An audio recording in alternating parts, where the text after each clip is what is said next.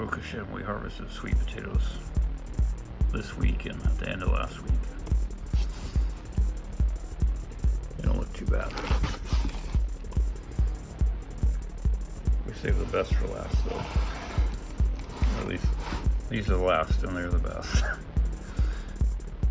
A lot of them are little rinky-dink ones like this. Let's see the rest of them.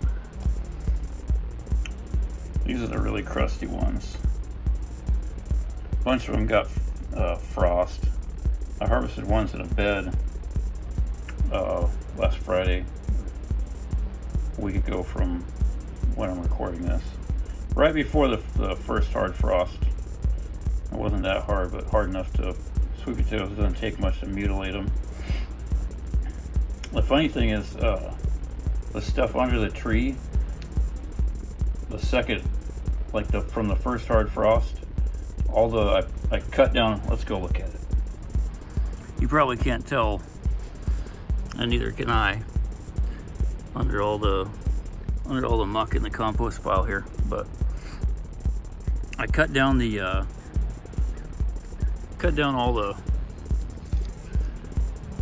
all the sweet potatoes. This was leftovers from the ones I harvested first. Lots of fruit flies in there. And the amazing thing is all the pile of the sweet potato vines from the first one, they were in this compost pile, and the very next day it frosted. Like very next day. It only got down to 34, but it doesn't matter what the temperature is. It matters if it frosts, which it definitely did.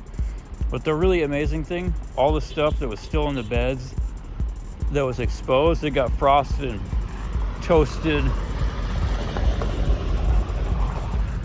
Sweet potato vines get black real quick. That's not even compost, that's just frost.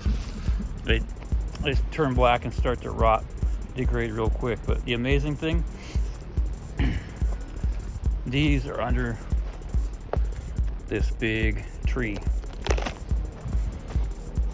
and the shade of this tree is just enough. Like, this compost pile is right on the outside of I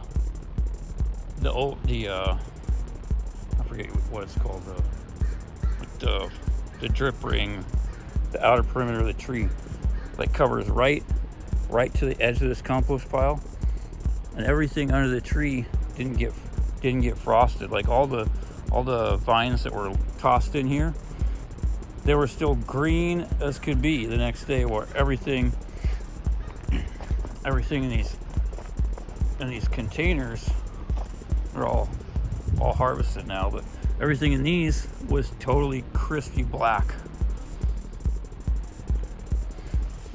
I'm not sure if these leeks will do much this winter, but I put them in there just because they were growing out of the dirt.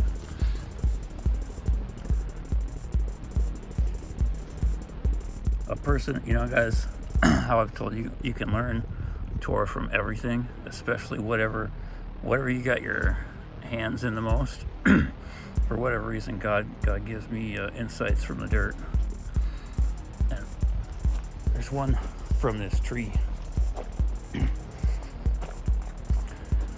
Is the tree of a field a man that he should be besieged by the I forget what, that's Deuteronomy chapter 20 verses 19 and 20, I think.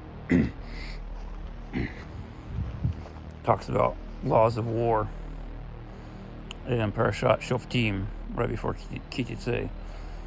But the sages say the Etz HaSadeh, the tree of the field, is the Sadiq, a righteous person. And this is such a amazing insight.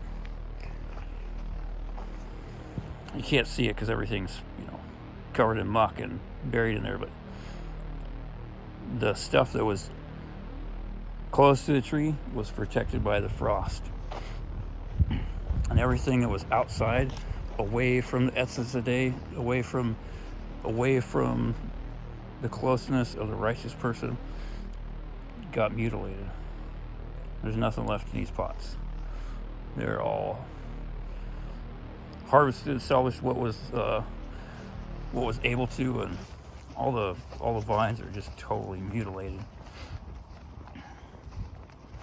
That's why we have to get as close as we possibly can to the Etz HaSadeh, the righteous person, the tree of the field. So when the frost comes, we don't get crusty black and mutilated, and when the burning heat comes from when God uncases the sun,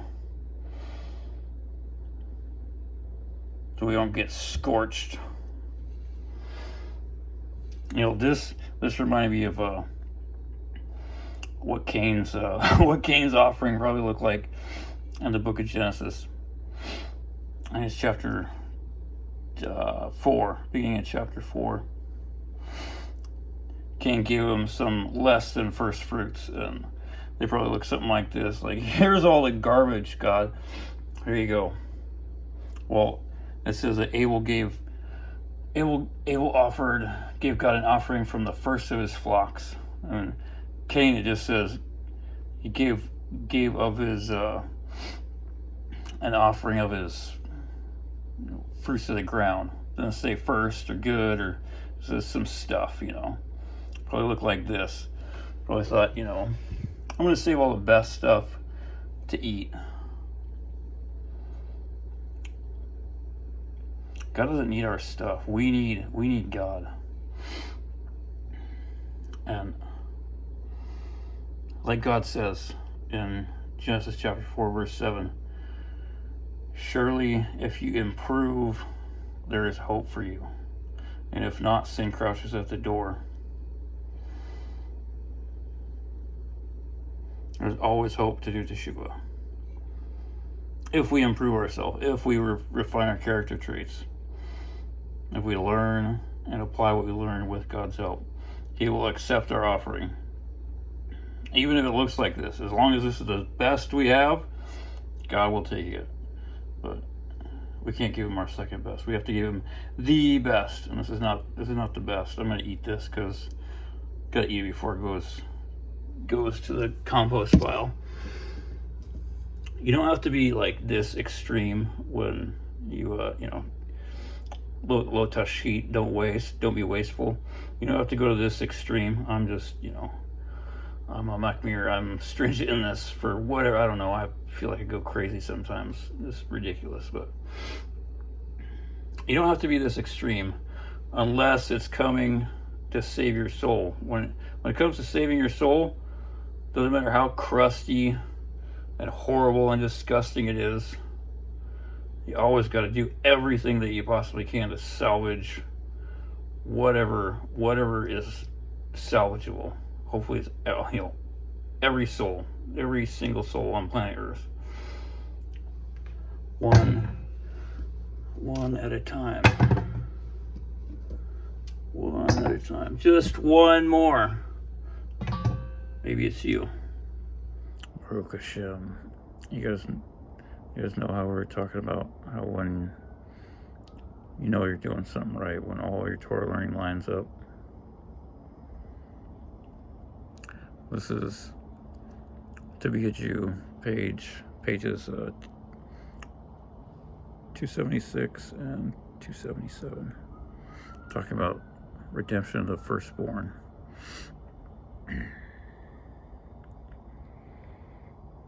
The beautiful idea upon which the redemption of the firstborn is based is that the first and the best of everything we earn or possess is due to the Lord as an offering, and not the leftovers or the mediocre that we possess. Baruch HaShem. Thank you for your infinite mercy, HaKadosh Baruch Hu. We love you with all our heart.